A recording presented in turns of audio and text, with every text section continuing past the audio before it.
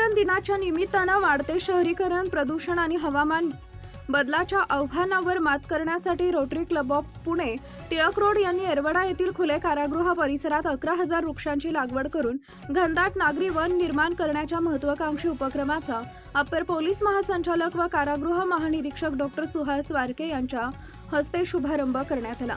या उपक्रमासाठी म्युशिनस इंडिया लिमिटेडच्या मानव संसाधनचे संचालक नंदकिशोर नाईक, रोटरी प्रांत 3131 चे प्रांतपाल Santosh Marathe, Rotary club of Pune Tilak रोडचे अध्यक्ष रोटेरियन देवदत्त हंबर्डीकर आणि सदस्य, येरवडा कारागृह प्रशासनाचे अधिकारी श्यामकांत शेंडगे व इतर अधिकारी, रोटरी डिस्ट्रिक्ट संचालक पर्यावरण राजेंद्र कुमार सराफ उपस्थित होते।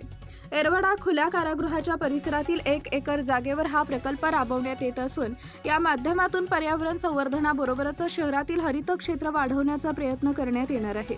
या घनदाट नागरी वनामुळे जैवविविधतेचे संवर्धन, हवेच्या गुणवत्तेत सुधारणा, कार्बन शोषण क्षमता आणि पर्यावरणीय संतुलन राखण्यास मोठी मदत होणार आहे। पर्यावरण संरक्षण ही काळाची गरज आहे। अशा प्रकारची शहरी घनदाट जंगलं ही शहराची फुफ्फुस आहेत। केवळ वृक्ष लागवड करून थांबणं हा या उपक्रमाचा उद्देश नसून लागवड केलेल्या प्रत्येक वृक्षाचं संगोपन आणि संवर्धन करण्याची जबाबदारी कारागृह प्रशासनाने स्वीकारली आहे। हा परिसर समृद्ध हरित पट्टा म्हणून विकसित होण्यास मदत होणार आहे।